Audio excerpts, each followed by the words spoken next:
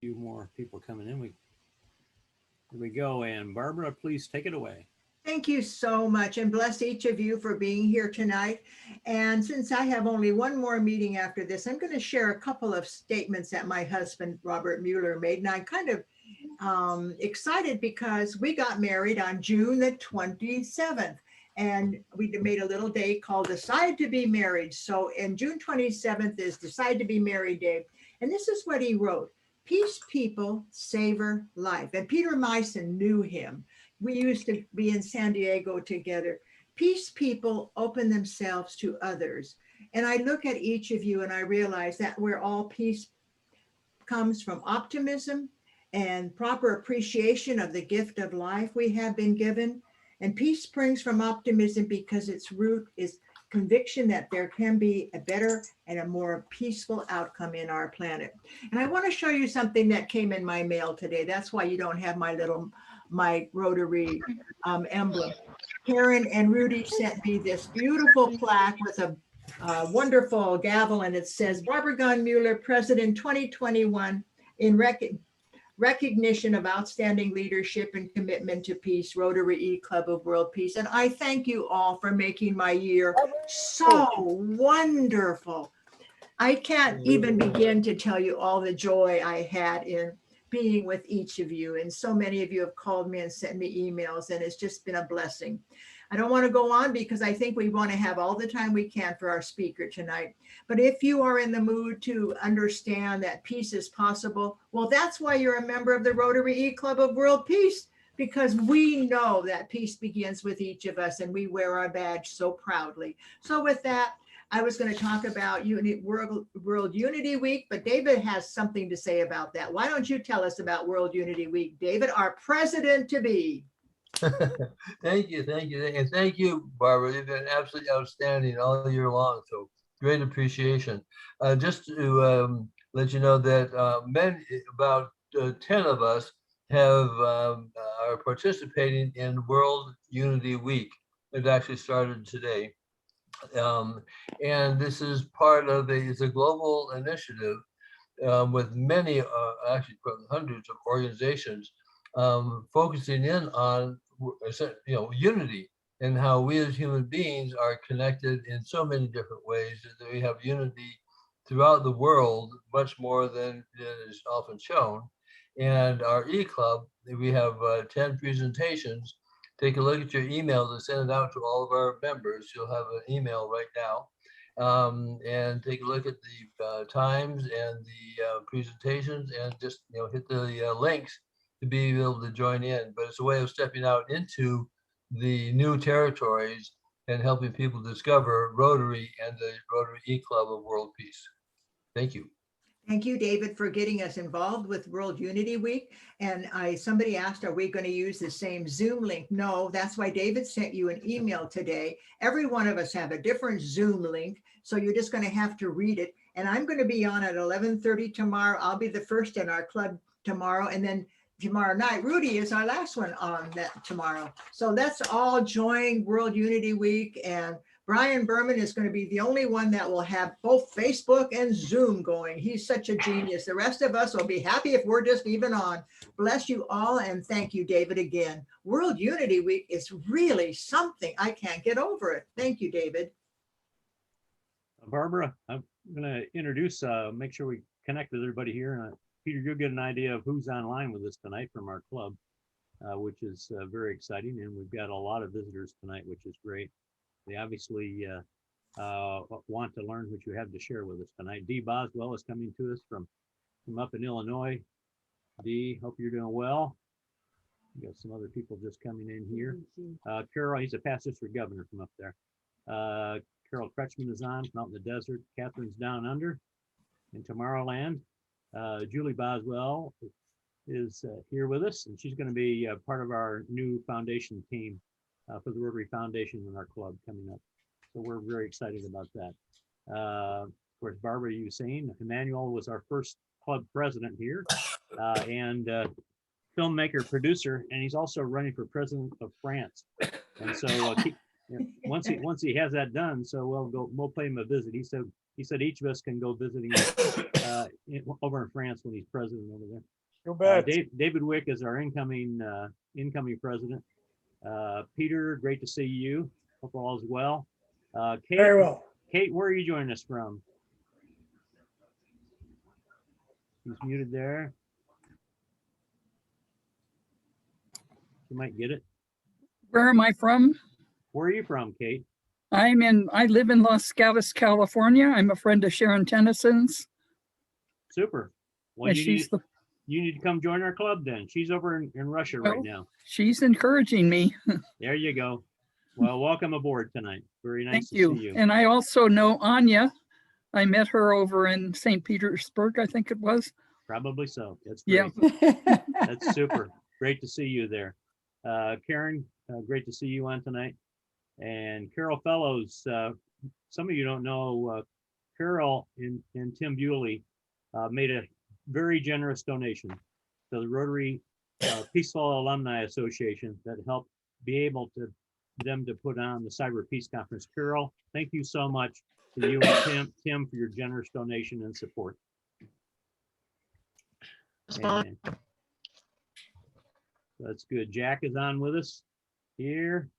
Tess is on. I think he's a new graduate from Peace Center over in Australia. So Tess, thank you for joining us tonight. Brian is on from Creating a City of Peace up in Ojai. Mr. Peacemaker. Yale, good to see you tonight. Thank you.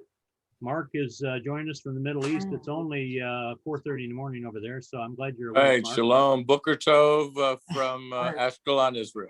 There you go. Tim, good to see you tonight. Mark Harbison is holding down the fort in Hawaii. Thanks for visiting us. Marilyn King is our Olympian designate here. And Marilyn, good to see you. John is our newest member. John Rogers, great to see you and welcome on board with us. And Peter, we've grown this club this year from about 25 or 26 new members this year in our club. So we've had a fantastic year. Great, fantastic. Anya is a member of our club and originally from Russia. She's up in the Bay Area. And Anya, great to see you. Of course, you know Peggy out there. Peggy, good to see you tonight. Chantel is on. One of our former Peace Fellows. What's nice about this club, we have all the age groups. So she just had a new baby. So she's got her second baby she's taking care of there. So we do have some younger generations that fit in here, Peter. Let's see who else we got on here with us. Terry Felix is our club treasurer. She just moved from here over to Georgia. So she's got the other side of the country. So she's over in your area. Dennis Wong. Dennis, good to see you from up in Connecticut. John Noltner is a brand new member also, and he's a photographer doing a book on peace, and we're gonna learn more about John as he moves across the country here. And John, thank you for joining us tonight. Yeah, good to be with you again. Great. Tom Snyder, great to see you. Bill Timpson, as always. Joanne, great to see you tonight. And Chuck Watts is with us. Mary Jo, great to see you. Who else is on here with us? I missed somebody. Fran Jeffries and Richard Denton, up in keeping the peace and reducing nuclear weapons up from Canada. Thanks for joining us, Richard. David Churchman, good to see you. Michael Corbin's on. Star, good to see you tonight. And I don't know that I've missed anybody. Carol Fellows is coming back in. She dropped off there. And here she comes. So this is a great group. I'm going to jump back over here. Tonight, we are extremely honored to have with us a person that's going to give us a history of peace and Rotary plus his initiative, a dear friend of mine. And he first came to the United States from New Zealand back in 1973. So I guess Catherine is another person that speaks English. We speak American, but he speaks English. And He pursued his postgraduate studies in law at University of Virginia as a Rotary Ambassadorial Scholar back in 1973. And after that career in private practice back in New Zealand in the legal business, he came to the United States in 1992 to take a position at the World Bank as a senior international attorney. And he retired from that position in 2009. He was actually inducted into Rotary in 1976 and has been in many capacities here in Rotary, including the Alumni Peace Fellow activities. He's chaired the Alumni Relations and Rotary Peace Centers committees. He served as a trainer at International Assembly for the District Governors, the Council on Legislation designate. He's been a Rotary International President's Representative and Dean of the Rotary Representative Network for the United Nations. He's a current Rotary International Director for 2022 Rotary years. And so he's going into his second year as a director in zones 33 and 34. And those two zones on the East Coast go all the way from Pennsylvania down to the Mid-Atlantic, Southeast US, all the Caribbean islands, all the way to South America. So he has his two zones cover a huge swath of territory with many great Rotarians and many great projects out there, which he's going to share with us. He's received the Global Alumni Service to Humanity Award, the Service Above Self Award, Citation for Meritorious Service. He and his wife, Margaret, live in the West River in Maryland, and his wife designed their home that they live in. They have 2 children and 1 grandson. And so we're extremely honored to have with us tonight, Rotary International Director, Peter Kyle. Peter, take it away, please. Great. Well, thank you, Rudy. Good evening, everybody. Thank you for that very nice introduction. I'm delighted to be with such an impressive group. Lots of familiar faces. I'm a little bit nervous about speaking to a Rotary Club of World Peace. I suspect you've forgotten more about peace than I will ever learn. I see lots of old peace timers, Chris Wong, Yale Jones, Mark Harbison, Carol Fellows, Peggy Aseo, and Rudy and Karen, and lots of others. So it really is a treat for me to be here. And I thank you, Rudy, for reaching out and inviting me to join you tonight. So Rudy has asked that I talk a little bit about Rotary's historical role as a peace-building organization, and then to tell you a little bit about an initiative which I am promoting in my part of the world. So without any further ado, let's get straight into it. As we all know, Rotary's 5 started fairly slowly. By 1910, there were only 16 clubs within the Rotary family. The focus of those clubs, of course, was on service. But the overriding international issue at that time was the prospect that war might break out in Europe. The forces of nationalism were getting stronger and stronger. And as we know, in 1914, Germany and England declared war on each other. It was a terrible war, a lot of fatalities, a lot of destruction, a lot of injuries, and it went on for 4 years. Finally, in 1918, the war finished, and the focus of Rotary and Rotarians became, what can we do to make sure that we will never again have an experience like the First World War, the Great War? So lots of meetings were held, culminating in the 1921 convention, which was held in Edinburgh, at which Rotarians adopted a resolution calling on Rotarians to advance international understanding, goodwill, and peace. And those words, international understanding, goodwill, and peace, have since been enshrined to the official object of Rotary. They are, of course, the basis of the Rotary Foundation. This year, we celebrate, almost this month, we celebrate the centenary of Rotary's focus on international understanding, goodwill, and peace. So from a very early start in Rotary's history, there was a strong focus on peace. In the 1920s and 30s, Rotary expanded very rapidly. I'd like to give you some quick figures. So in 1914, there were 100 clubs. in Rotary. 4 years later, we had reached 400 clubs. 3 years later, in 1921, we chartered club number 1000, the Rotary Club of York in the United Kingdom. 4 years later, we doubled in size, 2,000 clubs. Club number 2000 is Ketchikan in Alaska. The pace fell off slightly during the late 20s and 30s, the time of the Depression. But by 1936, we had grown again. We had doubled to 4,000 clubs. Hanover, Pennsylvania is club number 4,000. And then 3 years later, in 1939, we got to 5,000 clubs. Rockmart, Georgia is club number 5,000. At that time, we had around 150,000 Rotarians. Rotary was an enormous organization and very, very influential. In those days, the classification criteria was applied rather more strictly than is currently the case.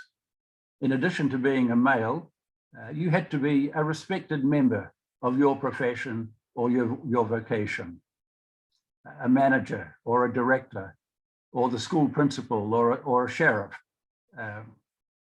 And when Rotarians met for the annual district conference, it was truly a meeting of community movers and shakers.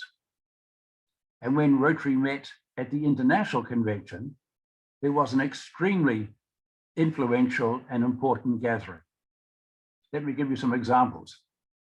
In 1940, Rotarians met in Havana, Cuba for the International Convention. And you might be interested to know that at that time, in 1940, there were 58 Rotary clubs in Cuba. Currently, there are none, although we hope that that will change before too long. At that convention, Rotarians passed a resolution calling for, amongst other things, respect for human rights. That was the first time those words, respect for human rights, had entered into the international vocabulary. And that led to the signing of the United Nations Universal Declaration of Human Rights in 1948, one of the most significant documents signed in the last century. 2 years later, in 1942, in the middle of the Second World War, a number of Rotarians met in London, senior Rotarians. They were concerned about the impact of the war on education, on scientific research, on cultural traditions and norms. They adopted a resolution which led a few years later to the formation of UNESCO, the United Nations Educational, Scientific and Cultural Organization. 2 years later, in 1944, after President Truman and Prime Minister Churchill had decided that the time had come to establish an organization that would prohibit war for all time, Rotary was one of a very small number of organizations invited to send lawyers and other experts to work alongside officials from China, the former Soviet Union, the United States, and the United Kingdom. And when to begin the process of drafting the United Nations Charter. And when that charter was signed in San Francisco in June of 1945, 849 out of the 800 delegates were Rotarians. At that time, there was no such thing in law as a non-governmental organization. Now we have hundreds of NGOs, but before the Second World War, there was really no such thing as a non-governmental organization. Just by way of anecdote, one of the chapters of the United Nations Charter deals with the right of organizations to acquire consultative status with the United Nations. And that chapter mentions for the first time the concept of non-governmental organization.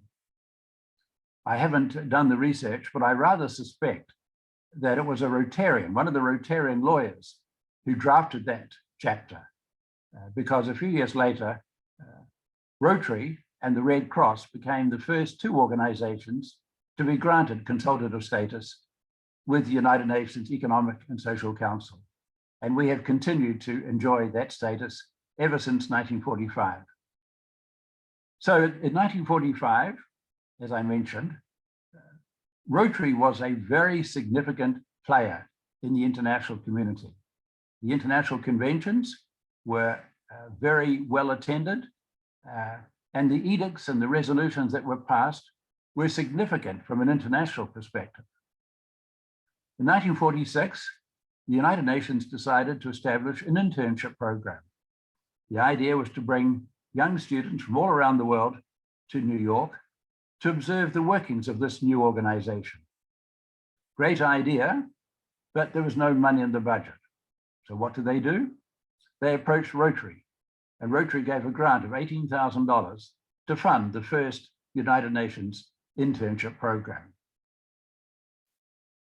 In the 1950s, 60s, and 70s, the relationship with the United Nations really went into abeyance. This was the time of the Cold War. But we reconnected with the UN in 1986 when we embarked on the Global Polio Eradication Initiative.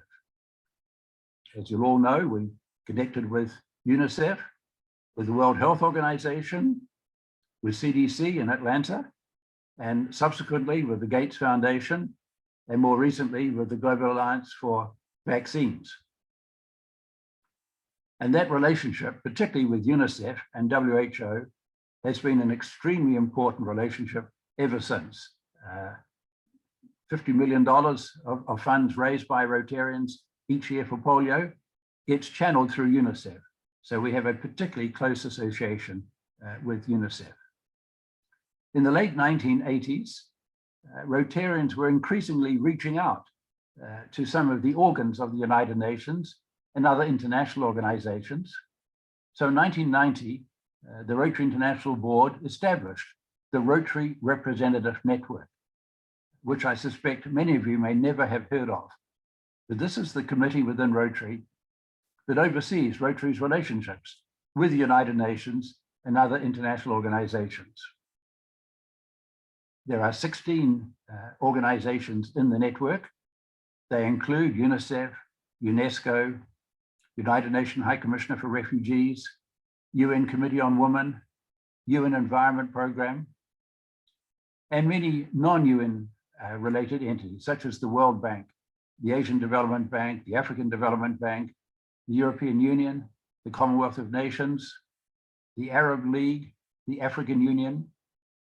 And Rotary has appointed Rotarian ambassadors with a small a as our links, as our representatives to those organizations in the cities in which they are based. So we have 2 Rotarian representatives in Rome attached to FAO. We have 2 in London at the Commonwealth of Nations, 2 in Brussels, 2 in Paris with UNESCO, 3 in Geneva, where the European headquarters, where the United Nations headquarters is based in Europe. We have 6 representatives in New York, 4 in Washington, DC, and other representatives around the world, in Manila, in Addis Ababa, in Cairo, in Abidjan. Initially, the focus of these representatives was to increase the profile of Rotary within the higher echelons of these organizations. More recently, the focus is more of a two-way relationship. We can provide a lot of input into these organizations based on our experience with polio, but we can also learn from them. We can learn how UNICEF carries out community assessments. We can learn how UNESCO does monitoring and evaluation. So increasingly, the relationships between UN and Rotary is getting stronger and more diverse, and I'll talk a little bit more about that in a moment. In the early days, the main activity of the Rotary Representative Network was to organize the Rotary Day at the United Nations. And I know many of you have attended these events in the past. There was a time when the Rotary Day at the UN was the 3rd most significant event on the Rotary calendar, after the International Convention and the International Assembly. Typically, the board would meet either just before or just after the Rotary Day in New York. Traditionally, we met in New York, always the first week in November. But 3 years ago, for the first time, we met in Geneva at the European headquarters of the UN. 2 years ago, we met in Nairobi at the African headquarters of the UN. I was privileged to be part of the planning committee for Nairobi. And when I went down there on the first trip, I discovered that the UN Environment Programme is actually headquartered in Nairobi. So I asked to meet representatives of the UN Environment Programme. 5 young people came into the room, all very environmental activist looking people. Unbeknown to us, the team leader was a Rotary Peace Fellow from New Zealand. Doesn't get much better than that. The second person was a Rotary Ambassadorial Scholar. The third person was the president of one of the local Rotary clubs. And they came with a list of 25 projects which they thought might be of interest to clubs and districts around the world. That led to a meeting between President Barry Rassin and the Chief Executive of UN Environment, which led to a meeting between John Huko, the Chief Executive of Rotary, and senior officials from UN Environment. And that in turn led to a decision to establish a task force to produce an environmental toolkit. This was a collaboration between the staff in Evanston, the staff in Nairobi at the UN Environment headquarters, and Rotary's Environmental Sustainable Rotary Action Group. And the toolkit was published in Hamburg at the International Convention 2 years ago. It's a very professional publication full of practical information on how to identify environmental projects, how to implement projects, how to monitor and evaluate environmental projects. A great example of a collaboration between Rotary and a UN body. And we are hopeful that other toolkits will follow in relation to the other areas of focus. And that toolkit was particularly timely, given that environment is now one of our areas of focus.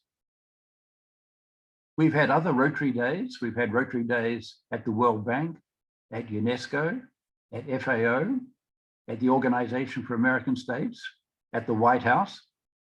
Last November, we had a Rotary Day in Brussels on the occasion of World Polio Day. This was an opportunity to extend our thanks to the member states of the European Union who have contributed so generously to the polio initiative. In March of this year, we had a virtual get-together in Geneva, focused mainly on maternal and child health care, but obviously with some focus on COVID-19 and on polio. And we'll have other Rotary Days. There are several other Rotary Days in the pipeline. They've become quite a significant part of our global outreach. Moving on from our relationship with the United Nations, in 2010, Rotary established the Future Vision. That gave rise to the areas of focus, of which peace and conflict prevention is one of the 6 areas of focus. A few years later, the Rotary Action Group for Peace was formed. Dennis Wong, who's on the call, was one of the prime movers in that initiative. And the Peace RAG has become a very active player amongst the RAG community in Rotary, and in terms of developing a range of initiatives in different parts of the world. It's establishing chapters in Europe, and there's quite a strong focus on nuclear disarmament. And I know that there are some on the call today who are heavily involved in that dimension. There have been other Rotary peace-related initiatives. We have partnered with 3 significant international peace organizations. One of them is the Institute for Economics and Peace, headed by Steve Killalea, an Australian, often described as the Australian equivalent of Bill Gates, a very wealthy man who late in life decided to deploy his considerable resources towards establishing a methodology for estimating the economic cost of war and peace. As part of that, he established the Global Peace Index, which has now been going for around 12 years. It measures the peaceability of nations, and there are other variations of the Global Peace Index, and that has become quite a significant resource in schools, in universities, and in foundations. Steve also was heavily involved in developing the Positive Peace Framework, looking at peace not so much as the prevention of war, negative aspect, but what are the positive requirements to bring about peace. And you're probably very familiar with those requirements: free press, rule of law, removal of corruption, fairly high level aspirational goals, and Rotary and Rotary clubs and districts are quite heavily involved in operationalizing those. There are eight factors in the Positive Peace Framework, and a number of Rotary Peace Scholars have become positive peace ambassadors working with the Institute for Economics and Peace.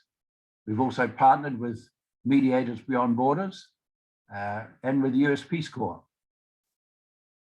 We have international conferences. Rudy is the champion of all champions for Rotary Peace Conferences. He's had 2 in California, very large, very well attended, very successful conferences. And there are many peace conferences all around the world. Every 3 years, we bring Rotary Peace Fellows together just prior to the 3-yearly Rotary Convention for a peace symposium. This is a wonderful opportunity for the Peace Fellows to network with each other, exchange ideas, and for Rotarians to meet the Peace Fellows and establish personal links. And a number of Rotarians, including some on the call today, have become significant supporters of the Rotary Peace Program as a result of attending 1 or 2 Rotary Peace Symposia. We have a Peace Academy. The Institute for Economics and Peace has partnered with Rotary to establish a Peace Academy. Many Rotarians ask, what can I as an individual do to promote peace? Well, one thing you can do is go online to the Rotary Peace Academy. You can complete a 3-hour course. You graduate with a certificate, and you are then a certified Rotarian peace builder. And I encourage you to do that. We have peace builder clubs, we have peace builder districts, we have peace champions. You name it, we have many peace initiatives all around the Rotary world. Truly, peace is in our DNA.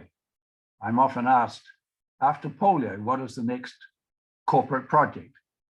And of course, the prescribed answer is that we haven't given that any thought.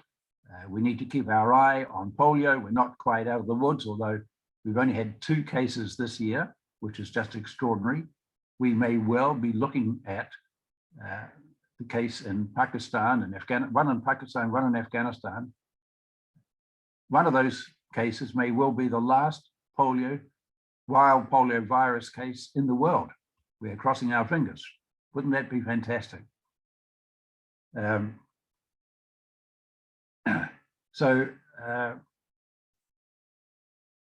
Moving on from what I've just been saying, another initiative which has taken hold in many parts of the world are peace education initiatives. Oh, what I was going to say, sorry, I lost my train of thought for a moment.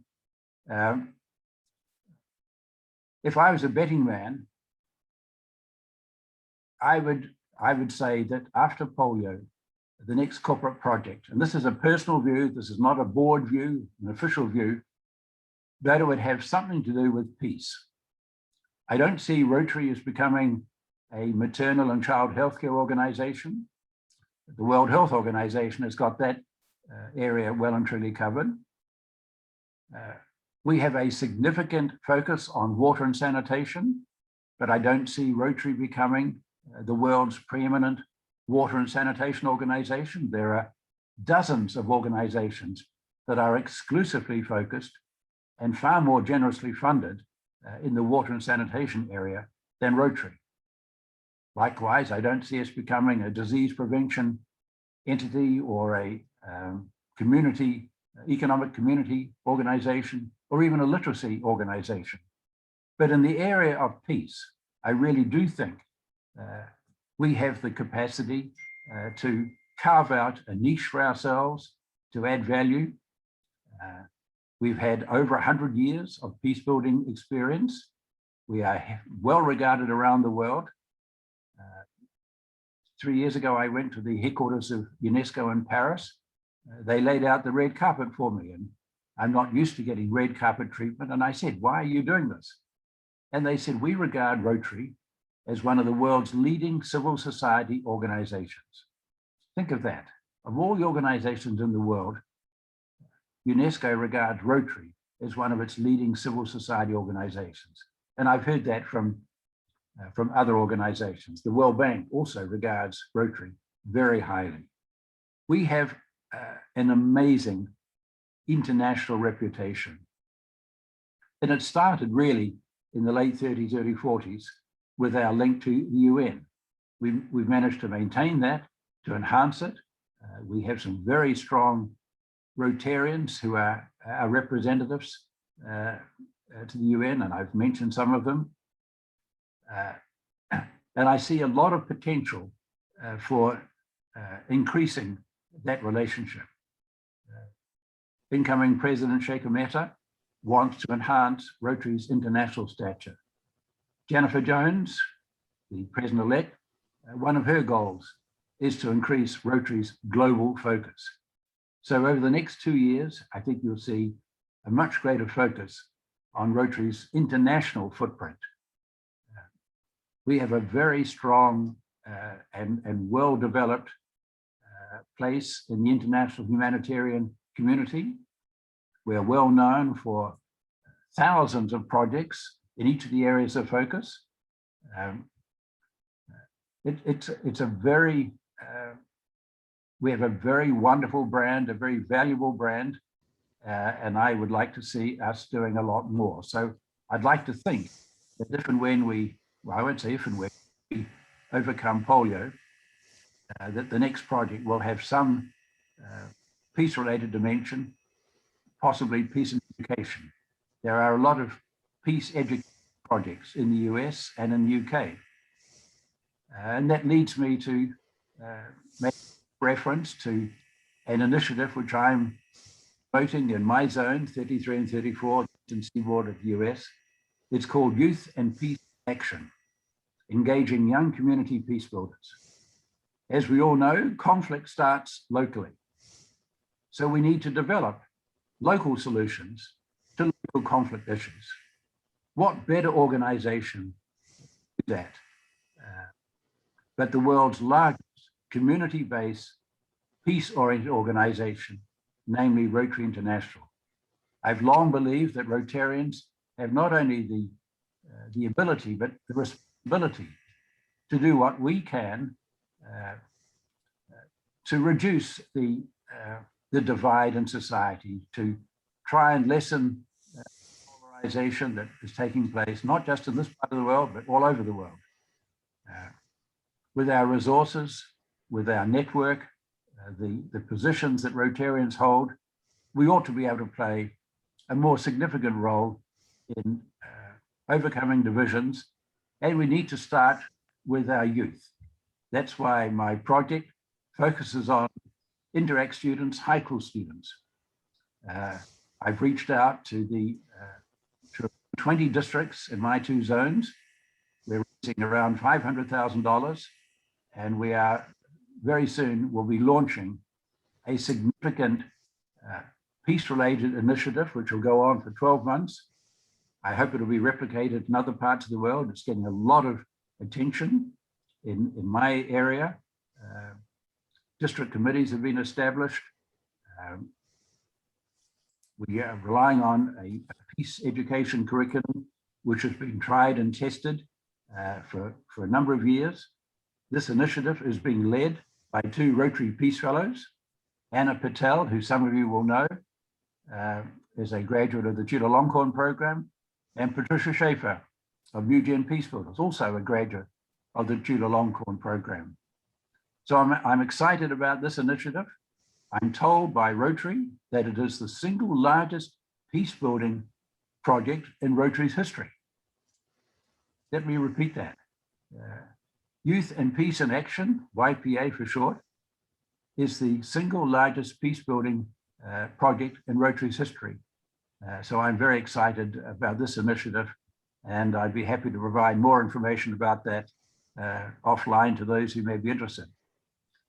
So Rudy, I've been talking for quite a long time. I'm not quite sure how long I have. I'm a past district governor, so I can go on for hours, but I'll stop perhaps now. Perhaps I just wanted to say that I don't think the average Rotarian, and I don't mean that in a pejorative sense, I don't think the average Rotarian realizes what the possible impact, the current impact, and the potential impact of Rotary is in terms of world peace building activities.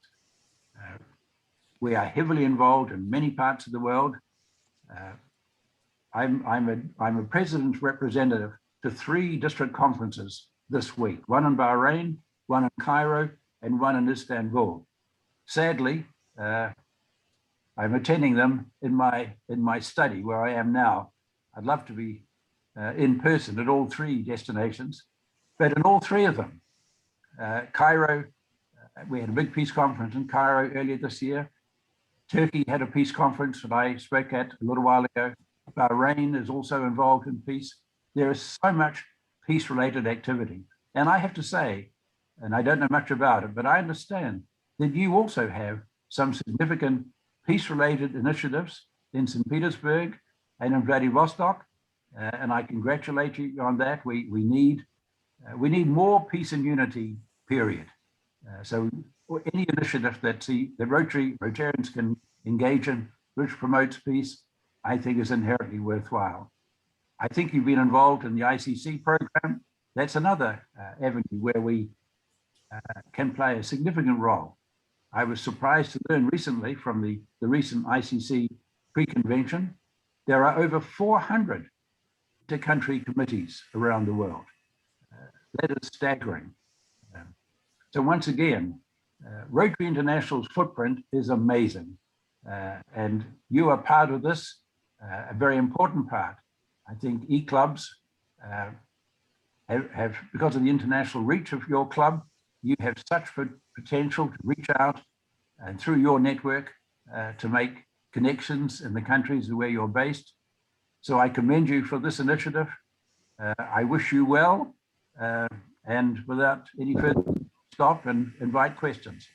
Okay, thanks. Thank you, Peter. Great job here tonight. As you probably know, our club started right after the 2016 Peace Conference we put on down here in Ontario. And so it's a club full of peace builders in their own rights. And so bringing those together under the Rotary umbrella is extremely important. We do have a question out there with your connection, especially with our peace centers. With Bill Rentz now up out of Evanston in charge of the Alumni Association, where's your feeling we'll go in the future with our Peace Fellow alumni? Oh, I'm thrilled with the Alumni Association. When I chaired the Rotary Peace Center Committee for 3 years, I pushed for an Alumni Association, and finally the board agreed, and I'm delighted that it has taken off. Bill Rentz is a treasure. He's the Rotary staff link, very proactive, great guy, doing a wonderful job.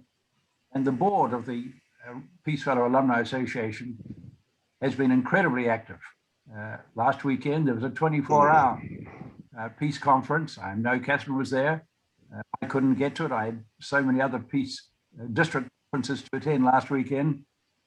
But the Peace Alumni Association, I think, has tremendous potential.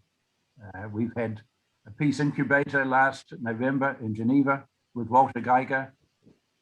There's a lot of very active Rotary Peace Fellows. I've long thought that long after polio, the Rotary Peace Center program may well be Rotary's most important legacy. We have 1,400 Peace Fellows. We get another 100 every year. And many of them are now occupying positions of some responsibility. in the State Department, in the UN, and the World Bank. So we're really beginning to get a significant return on our investment in this program.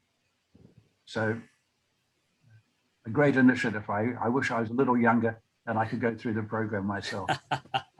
Well, most of us would. We've got, we've got several Peace Fellows in our club here as members, which are really great here.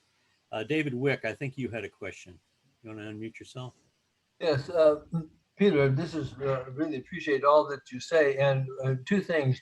One is many of us really see that everything that Rotary does with the water, with the health, everything is all peace building. It's all under a peace umbrella. It's not a separate thing.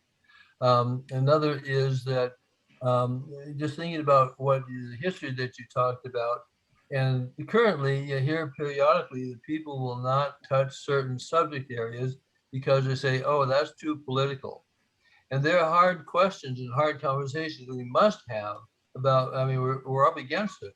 And we can't shy away from things because they're too, quote, political. What does that mean to you, and what does that mean from our history engaging in tough situations? Well, I think we are evolving our attitudes to some of these hard issues. I suspect a few years ago, if you contemplated that Rotary would issue a statement on diversity, equity, and inclusion, you'd probably think, no, we're not quite there yet. But we published a statement last January. We established a task force last July. The board received an excellent report, initial report from the task force. They have modified the DEI statement. We are seeing DEI committees established in districts and in zones. There's a lot of pushback. There are many Rotarians who are not comfortable discussing some of these hard DEI related topics. And there are other topics, and the one that comes up often in this context is the nuclear disarmament issue. I think my attitude has been to encourage Rotarians to engage in these issues.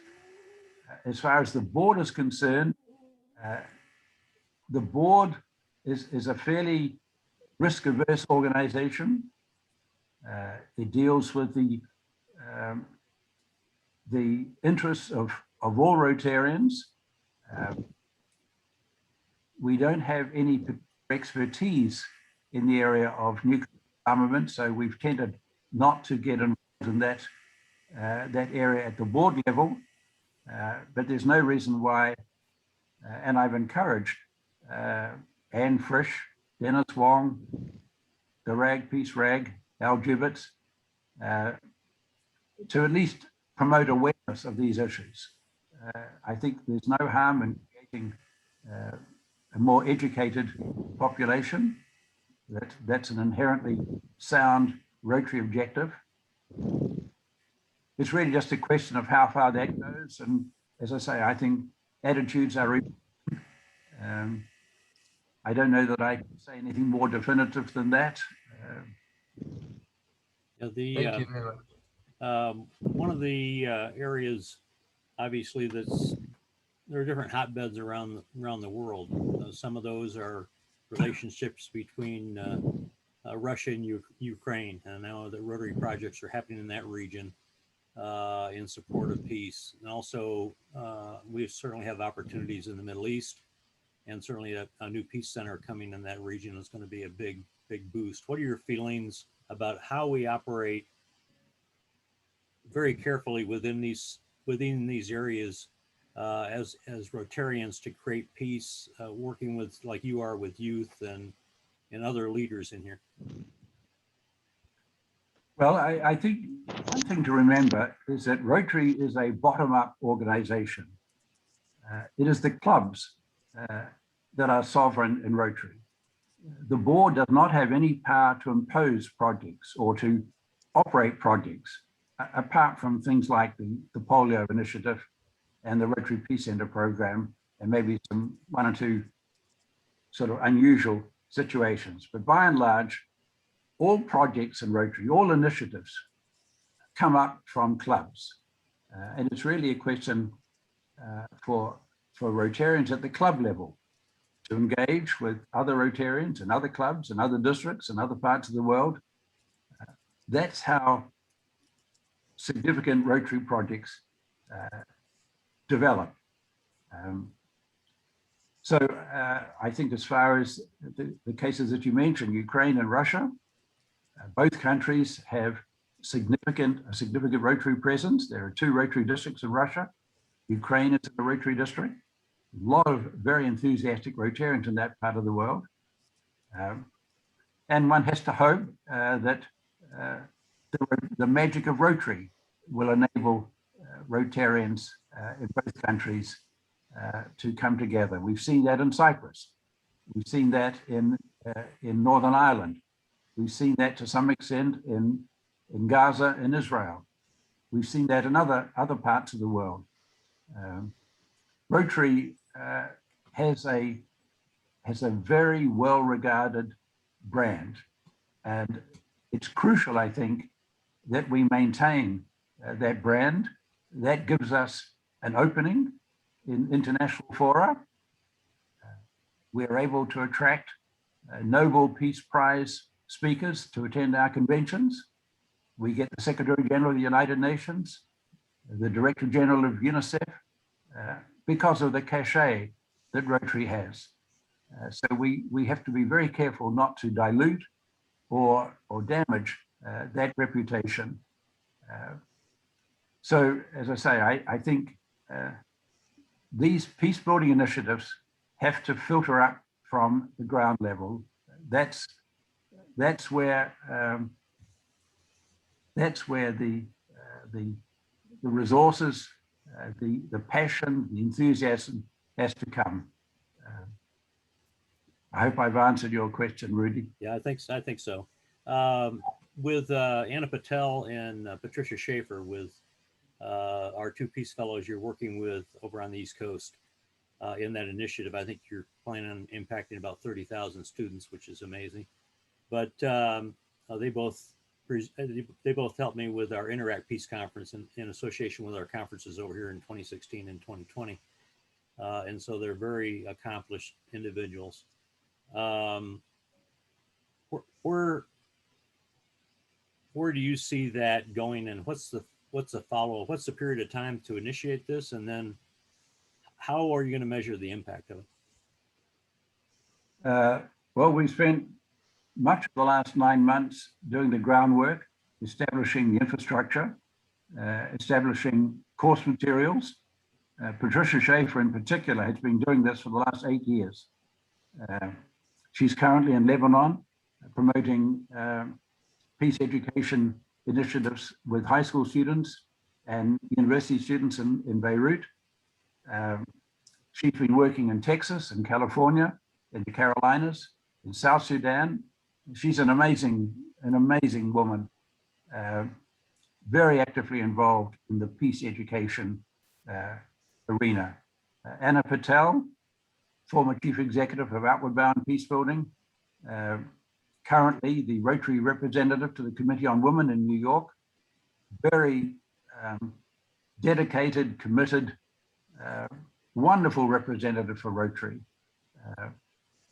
So this initiative will formally get underway on September the 23rd, International Peace Day, which happens to be a few days before my Zone Institute gets underway in Naples, Florida.